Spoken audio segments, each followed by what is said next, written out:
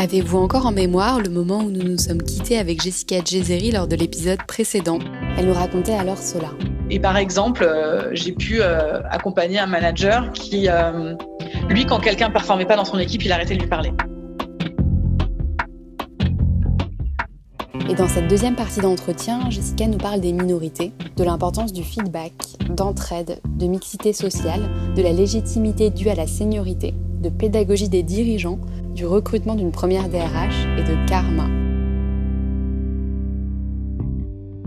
Ça, c'est assez désastreux, tu vois, en termes de santé mentale, parce que du coup, tu sais que t'es pas bon, et en même temps, tu sais pas quoi faire, parce que t'aimerais bien t'améliorer, mais on te le dit pas. Voilà, donc c'est des choses qui peuvent arriver super vite. Et c'est vrai que la tech peut avoir un côté un peu élitiste. Hein. C'est des boîtes où les gens se recrutent beaucoup, voilà, sur des diplômes, etc. Où c'est un peu c'est celui qui code le mieux, qui est tu vois, ça drive un peu d'un point de vue culturel. Il y a vraiment cette culture très performance. En revanche, comment tu motives les gens, comment tu les inspires, comment tu les recadres quand ça va pas, comment tu leur donnes un feedback, tout ça, c'est des trucs qui sont pas naturels pour tout le monde. Et même pour les gens qui le font depuis des années, ça vaut le coup toujours de challenger ce qu'ils savent et de continuer à les former. Même quand ça fait 15 ans que tu es manager, revenir un peu aux bases et se rappeler que voilà, donner un feedback, ça doit durer 5 minutes, que tu dois respecter certaines règles, que tu dois t'assurer que la personne est OK pour entendre ton feedback, et que les feedbacks, c'est également des feedbacks positifs, parce que dans notre culture française, on fait pas ça, on dit pas quand ça va bien. Absolument. On dit que quand ça va mal, donc c'est no news is good news, et puis après, quand ça va mal, c'est là où on te le dit, donc c'est pas très motivant. Et ça, c'est des choses, ce genre d'expérience m'a vraiment aidé pour ça, pour identifier un peu là où ça pourrait basculer, tu vois. Et j'ai de la chance peut-être d'avoir désormais la seniorité et la position pour pouvoir faire changer les choses. Et j'aimerais qu'on parle un peu de Humanizer que tu as développé. Est-ce qu'un tel réseau dans les RH était fondamental pour toi ? Est-ce que ça manquait ? Qu'est-ce qui t'a poussé à fonder ce projet ? Moi, j'ai fait l'université, donc c'est quelque chose, c'est une formation excellente, mais qui ne t'apprend pas du tout à réseauter, je pense. On sort de master, on est complètement perdu, on ne sait pas du tout comment chercher un emploi. On est assez éloigné du monde de l'entreprise quand on est à l'université. Et surtout celle où j'étais, qui était très spécialisée travail, recherche autour du travail. Il y a une école doctorale attachée. Enfin, vraiment, ça nous préparait plus à être universitaire ou à être avocat, vraiment, qu'à être professionnel, quoi. Mais tu avais fait quand même des stages à l'intérieur de ton cursus. Ouais, j'ai fait des stages, mais on s'est débrouillé, tu vois, contrairement aux écoles de commerce. Tu vois, toute ma carrière, on m'a demandé pourquoi vous n'avez pas fait une école de commerce. Et moi, en fait, c'était pas une option, déjà parce que je voulais être avocate initialement. Et je trouvais que la formation que j'ai reçue, elle était très très bonne. Et je trouve que dans mon job, avoir une base juridique telle qu'on a pu l'apprendre jusqu'en master 2, c'était essentiel. Je vais pas dire que le reste s'apprend sur le tas, mais je trouve ça plus difficile d'apprendre le droit une fois que tu es en poste. Je recrute des gens plus juniors que moi, je coach aussi des jeunes RH. Les aspects juridiques, si tu les as pas appris, notamment tout le raisonnement, chercher l'info et le raisonnement. Je prends une règle et je l'applique à mon cas, et pas le contraire. C'est vrai que c'est des choses qui s'apprennent à l'université. L'inconvénient, c'est complètement désemparé face au marché du travail. Nous, on a créé ce réseau, donc déjà, c'est une idée conjointe avec Johanna qui était en master 2 avec moi. C'est que on s'est dit, on a toutes les deux en 2015, on a toutes les deux pris un job en start-up. Et on venait de boîtes relativement similaires. On a le même diplôme, mais elle a pris un parcours plutôt juriste. Donc, elle était juriste chez Criteo. Et moi, en fait, j'étais plutôt recrutement / généraliste. Mon dernier job, c'était Photobox. Et en fait, on se retrouve toutes les deux. Elle, c'était une boîte de 9 personnes et moi, j'étais la 15e salariée. Et on était juste à côté dans le sentier. En fait, on s'était perdu de vue depuis la fin du master 1. Donc, on s'était retrouvés un peu par hasard et on se rend compte qu'on avait fait le même jump. Et on discute et on se dit, waouh, en fait, il y a tout à faire. Par quoi je commence ? Elle, côté recrutement, elle avait besoin d'aide. Moi, côté juridique, elle me parlait de choses. J'avais complètement lâché le truc. Et donc, on s'est dit, si nous-mêmes, là, on peut déjà se filer des conseils, ça serait super de développer ça au sein de l'écosystème Startup Tech. En plus, on était très bien placés, puisqu'il y a énormément de startups dans ce quartier-là à Paris, tout autour de Bourse, Sentier et tout. Et en fait, au début, ce qu'on a fait, c'est qu'on a recruté des gens pour bosser avec nous. Donc, en fait, on a fait des mailings, on a proposé à des gens qu'on connaissait pas, hein, mais complètement sur LinkedIn. Est-ce que ça te dit? On a envie de mettre en commun nos connaissances. C'est pas une association, c'est vraiment une communauté. On n'a pas de forme juridique, donc ce qui est un comble parce qu'on est juriste, mais on n'a pas choisi de faire une forme juridique.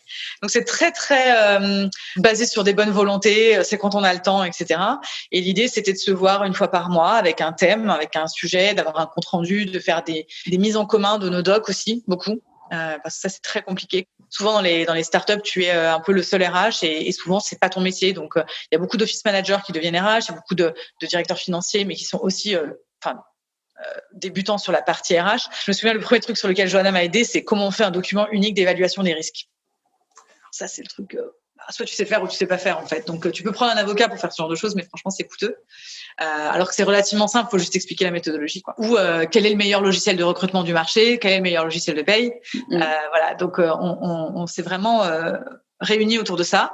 Et en fait, ce qui a été sympa, c'est que notre toute première réunion, on l'a fait à 5 personnes. Et c'est des filles qui aujourd'hui sont des amies. On est toutes devenues amies. On a assisté au mariage des unes des autres. On est partis en vacances ensemble. On a vraiment créé des liens comme ça. Et puis au début, on était très ouvertes dans nos critères. Donc on a accueilli des CEO, on a accueilli des DSI, des office managers. Et après, on s'est retrouvés assez nombreux. Donc pour vraiment garder quelque chose de qualitatif, on a décidé de n'accepter que des DRH. Enfin, la personne qui avait vraiment le scope le plus généraliste dans une boîte. Okay. Et ça, on s'est rendu compte de ça puisqu'on avait des sujets assez techniques et on voulait qu'il y ait des vrais échanges parce qu'il y a des communautés qui existent ou des Slack notamment. Il y a notamment un éditeur dont je tairai le nom qui a créé un Slack et on était dessus avec Johanna et en fait on était un peu frustrés parce qu'on avait l'impression qu'on était toujours les mêmes à donner les réponses et quand nous on posait une question il n'y avait jamais d'échange. Et depuis en fait on n'est pas du tout la seule communauté comme ça qui existe pour info. Et vous j'ai combien à peu près? On est à peu près une 60aine. Ah oui, quand même. Et notre but, tu vois, on fait pas de communication. De temps en temps, là récemment, j'ai ajouté des gens que j'ai rencontrés via France Digital, par exemple. J'ai rencontré des gens que je trouvais intéressants et je les ai ajoutés au réseau. Je leur ai proposé de nous rejoindre, sachant qu'il n'y a pas d'engagement. Hein, c'est vraiment. Avant, on se voyait tous les mois. Maintenant, on le fait plus. On a créé un Slack nous aussi. Donc voilà, c'est surtout c'est une communauté de plus pour échanger, pour avoir un accompagnement très concret. Par exemple, les questions, ça va être est-ce que vous connaissez une bonne boîte qui peut former les sales? Est-ce que vous connaissez qu'est-ce que vous me conseillez comme logiciel de recrutement? C'est vraiment ce genre de choses. Et puis, ce qui est sympa, c'est qu'il y a des synergies qui se font entre personnes qui travaillent dans des sociétés similaires, par exemple de taille similaire ou avec des problématiques similaires. Les sociétés qui sont très tech, par exemple, vont avoir tendance à plus échanger ensemble, ou je pense à des sociétés qui font un peu plus des business de plateforme, qui se rapprochent naturellement, tu vois.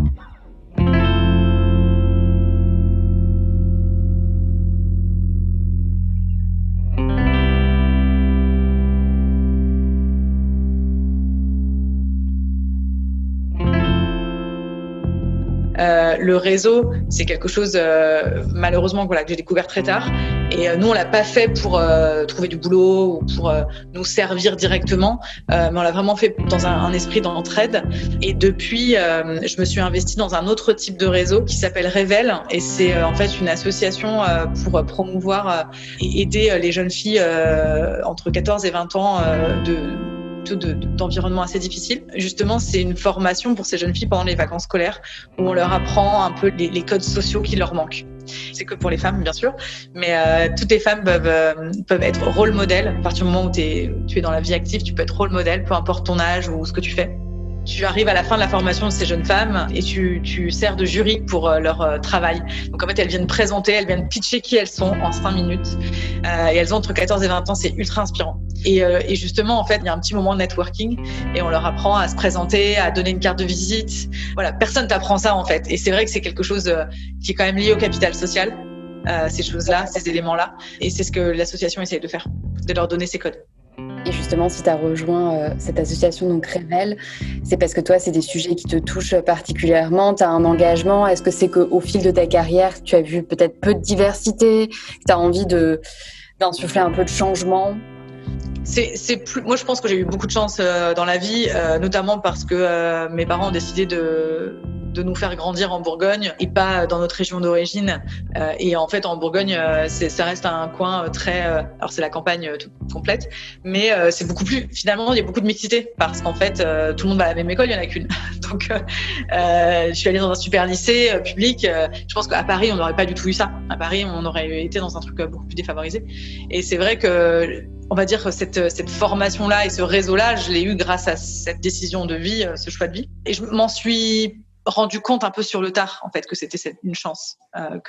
Si on avait écouté ma mère qui voulait absolument vivre en région parisienne, c'est clair qu'on n'aurait pas du tout eu cette trajectoire. Et franchement, moi, je me suis rendu compte assez tôt que j'étais en décalage avec tous ces gens-là, on était les seuls qui n'étaient pas propriétaires, tu vois, là où on a grandi. Mais il y a des trucs qui m'ont aidé, comme Pretty Woman qui t'apprend comment manger, tu sais, avec les couverts. Bah oui, absolument. Il y a des formations qui existent. Mais voilà. Et du coup, comme j'ai eu beaucoup de chance, je pense, plus tu vois, la fac de droit, qui est aussi un truc, tout le monde peut y aller à la fac de droit, mais c'est vrai, il faut s'accrocher pour réussir quand même, quoi. Et j'essaye de rendre un petit peu à d'autres personnes qui ont peut-être eu moins de chance. Là, tu vois, pendant le confinement, à cause des mesures, l'association ne pouvait pas faire la même chose que d'habitude, donc ils ont fait pas mal de choses en visio. Et je me suis retrouvée à animer un atelier entretien avec des jeunes femmes qui avaient bénéficié du programme quelques années plus tôt et qui maintenant étaient à la fac. C'était hyper cool parce que elles restaient quand même, malgré tout, elles avaient eu cet échange qui était génial, ce coaching, mais qui commençait à dater. Et aujourd'hui, à la fac, elles se rendaient aussi compte de leurs difficultés. Tu vois, aussi peut-être, on peut avoir des biais, on peut se dire on va pas se mentir, on a toutes les deux un nom de famille étranger, donc voilà, on peut se dire mais en fait c'est pour ça que j'y arrive pas, ou je porte un voile donc c'est compliqué. Bon, peut-être que moi comme dans la tech c'est quand même un monde très facile, un monde de bisounours pour certains aspects. Je suis assez positive sur ce genre de sujet parce que je sais que ça va bouger. En tout cas, je suis pas sûre que ça me soit arrivé beaucoup. C'est clair qu'au début de ma carrière, d'ailleurs c'est des conseils que j'ai donnés aux jeunes filles. Je mets que je suis nationalité française. Je le mets plus maintenant parce que là, maintenant, mon profil parle tout seul. Mais à l'époque, je mettais la nationalité française parce que c'est vrai que faire les papiers à quelqu'un, c'est compliqué. Je suis bien placée pour le savoir. Ah oui, je veux dire, tu précisais ta nationalité directement. Yes. Ah oui, ok. Ouais. Un conseil qu'on m'a donné c'était une prof d'anglais, tu vois, comme quoi à la fac. Mais elle nous avait dit quand vous faites votre CV, vous mettez tout ce qui vous avantage. Si tu considères que ton adresse t'avantage pas, tu le mets pas. Alors moi notamment, tu vois, l'adresse, je vais dire un truc, justement, je disais ça aux jeunes filles. Moi, quand je cherchais du boulot, j'étais à Lyon et je cherchais à Paris. Et ça marchait pas, en fait, avec mon adresse à Lyon, parce qu'en fait, les gens ils disaient en fait, elle peut pas bouger. J'ai mis une adresse à Paris et là, ça a marché, on m'a appelé. Donc certes, ça m'a coûté des sous d'aller faire des allers-retours pour les entretiens, mais j'ai eu les boulots, quoi. Donc si, par exemple, t'as le permis, tu le mets. Si t'es mobile internationalement, tu le mets. Faut partir de ce principe-là, je pense.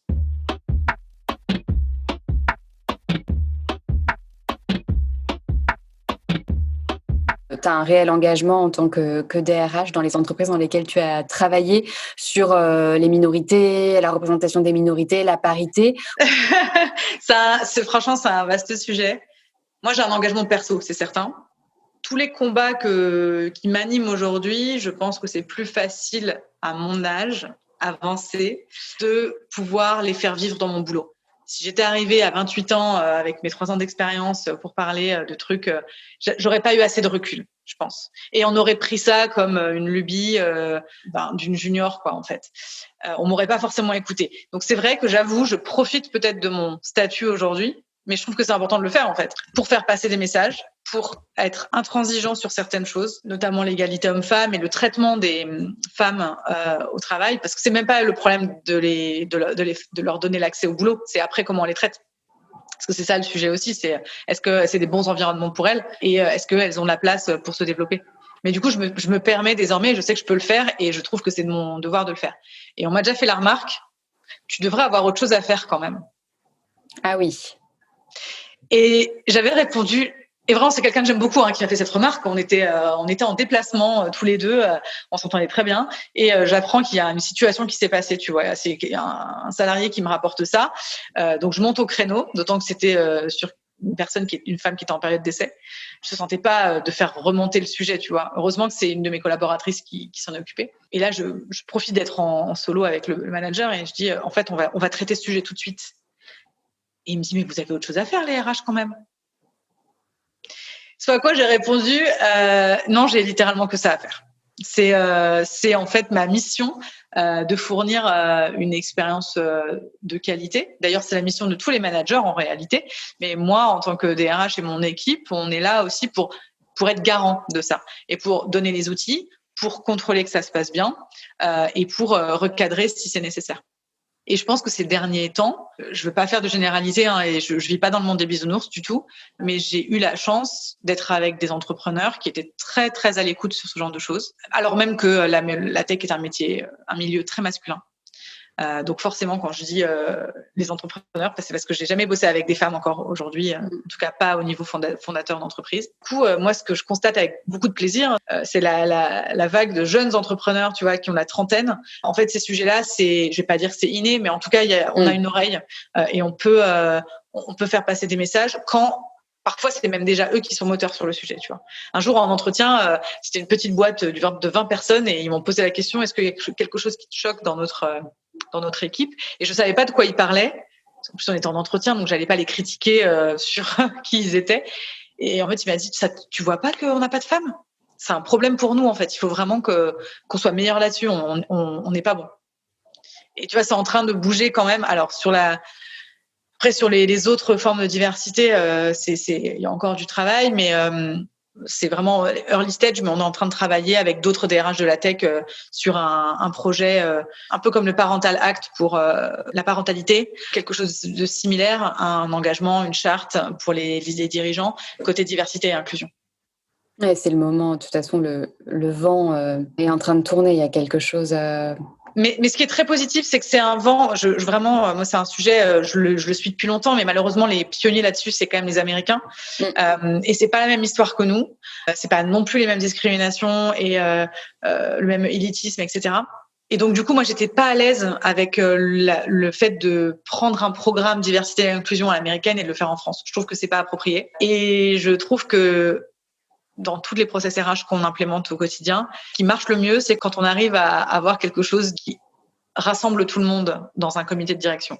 Si tu veux mettre en place quelque chose et c'est juste ton ressenti RH, tiens, c'est à la mode, tout le monde le fait, donc on va le faire, ça ne marchera pas. Même si c'est super.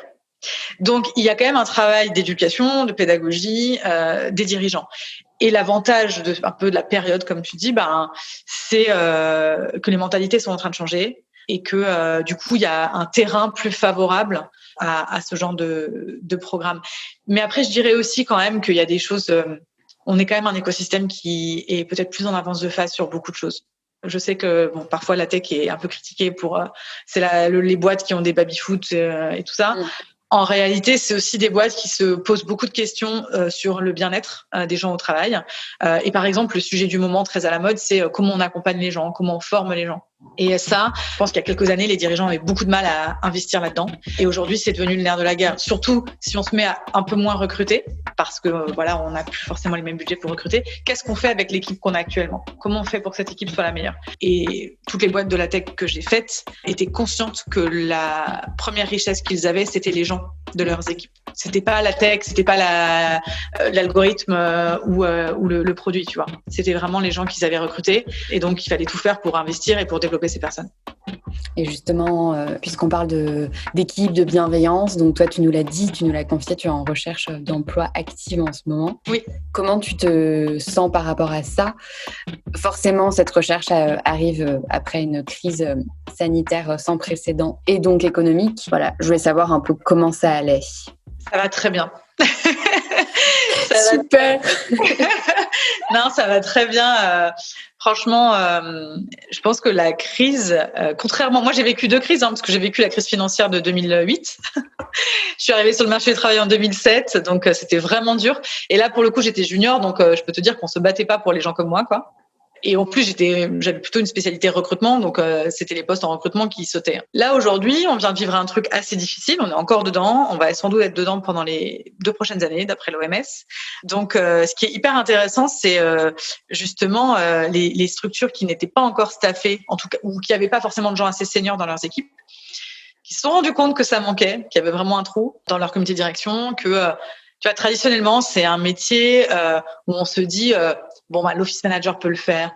Oh, mais le DAF, il peut récupérer. S'il a la paye, c'est bon. En fait, il peut faire tout le reste. Tu vois, c'est très très fréquent. Ou alors, par exemple, on a un DAF et puis on a un junior RH en dessous qui fait un peu de tout. Et en fait, là, il y a vraiment pas mal de postes qui s'ouvrent pour des profils entre 10 et 15 ans d'expérience, voire plus. Récemment, j'avais une opportunité où on m'a dit que j'étais pas assez senior, tu vois, alors que j'ai bientôt 40 ans. Donc ça arrive encore. Mais ouais, ça se passe bien. Il y a beaucoup de choses. Après, du coup, c'est ça l'enjeu, c'est d'arriver à. Il y a certes beaucoup d'opportunités. Je pense qu'il y a beaucoup de candidats aussi, clairement. Le but du jeu, c'est d'arriver à trouver le bon alignement entre le bon projet, les bons dirigeants et qui ont envie de travailler avec moi et avec lesquels on sera en confiance et avec une bonne marge de manœuvre aussi, parce que ça, c'est important sur un poste de RH, en tout cas tel que je l'envisage. Si on prend des gens seniors, il faut leur donner toutes les coudées franches pour qu'ils puissent réussir. Et malheureusement, il y a encore des boîtes, je pense, où la RH est vue de façon assez administrative. Ça reste une fonction un peu comptable. Et donc, on va attendre des RH que ce soit des gens qui exécutent la vision du dirigeant et qui font rien d'autre. Et ça, c'est pas du tout mon profil. C'est pas comme ça que je vois mon job. Je pense plutôt être un partenaire, justement, comme je te disais tout à l'heure. C'est un peu le terme à la mode, les business partners. C'est pas galvaudé du tout. Pour le coup, c'est une réalité. C'est qu'en fait, on est au service des managers, de la croissance de la boîte. Donc, il faut qu'on se trouve, en fait. C'est un peu comme des rencontres personnelles, voilà, c'est un peu ça, c'est trouver la bonne personne qui te convient, c'est un peu pareil, surtout vu le temps qu'on y passe. Et là, tu sens que c'est en bonne voie, tu as peut-être trouvé la bonne personne ou pas? En fait, j'ai eu pas mal de pistes assez intéressantes où j'ai cru que ça allait marcher là ces derniers temps. Vraiment, mais genre une où on m'a dit parler spécifiquement du comment on recrute sa première DRH, parce que franchement, j'ai l'impression que c'est tout le monde patauge en fait. Et en fait là, la boîte en question. Direct, ils m'ont dit mais le job il est pour toi. En fait, c'était un des fondateurs qui était le DRH et c'était pas son métier, il a 28 ans et c'est un ingénieur. Du coup, quand il m'a rencontré, il s'est dit en fait, je cherchais pas quelqu'un comme toi, mais je cherchais plutôt quelqu'un de 5-10 ans d'expérience. En fait, toi t'en as 15 et ça peut être trop bien que lui en fait, il arrête d'être DRH, il fasse autre chose et puis en fait, il apprenne du métier DRH avec moi. Tu vois, c'est hyper humble et tout, ça m'avait grave plu. Et on a passé 1 mois et demi comme ça où le job il était pour moi, ils ont vu personne d'autre. Et à la fin ah non, en fait, on va se recentrer. Toi, tu es très métier de la tech et nous, on est très métier industriel. Et donc, on pense qu'il faut qu'on ait quelqu'un industriel aussi. Ça, c'est quelque chose, je leur avais dit dès le premier call, je leur avais dit attention, moi, je viens de la tech. Moi, je sais que je peux faire le job, il n'y a aucun souci. Maintenant, est-ce que vous, c'est un critère pour vous ou pas? Posez-vous la question. Et en fait, j'en suis dans mes entretiens à donner des conseils, à parfois à freiner un peu pour dire non, mais on va prendre le temps. Ah oui, c'est mais c'est normal. En fait, en même temps, vraiment, enfin, j'ai créé plusieurs fois le job de RH dans les boîtes et le service RH, tout ça. Donc cette culture-là, elle n'existait pas. Donc j'ai l'habitude d'arriver et de devoir donner ces conseils-là. Donc même en tant que candidat, ça me gêne pas du tout de le faire et si ça peut servir. Voilà. D'ailleurs, il y a eu des pistes où ça n'a pas marché et je leur ai donné des conseils. Je leur ai donné des candidats, en fait, d'autres candidats, en leur disant ça n'a pas marché avec moi, mais je vois peut-être qui peut vous convenir et cette personne est en recherche. Voilà, c'est pour mon karma. Je me dis si je fais des choses positives, ça me reviendra par ricochet. Mais c'est vrai que non, le marché se porte plutôt bien et surtout. Je trouve que les entrepreneurs, parce que moi je suis vraiment dans un milieu où je discute directement avec les fondateurs en général, les entrepreneurs sont très sensibles à ces sujets et donc veulent vraiment faire un recrutement de qualité. Donc vont prendre le temps, vont mettre toutes les sécurités en place, même si le recrutement n'est pas une science exacte, donc on peut jamais être sûr qu'on va faire un bon recrutement. Mais en tout cas, vont à la fois se disent que si on prend quelqu'un de senior, on va lui laisser la marge de manœuvre, on va lui donner les moyens de réussir. Donc, on prend quelqu'un à qui on a envie de confier tout ça, à qui on a envie de donner les clés pour qu'il y arrive. Et ça a vraiment changé. Je pense qu'il y a 5-7 ans, c'était pas du tout comme ça. On vit une période relativement cool pour ça, je trouve.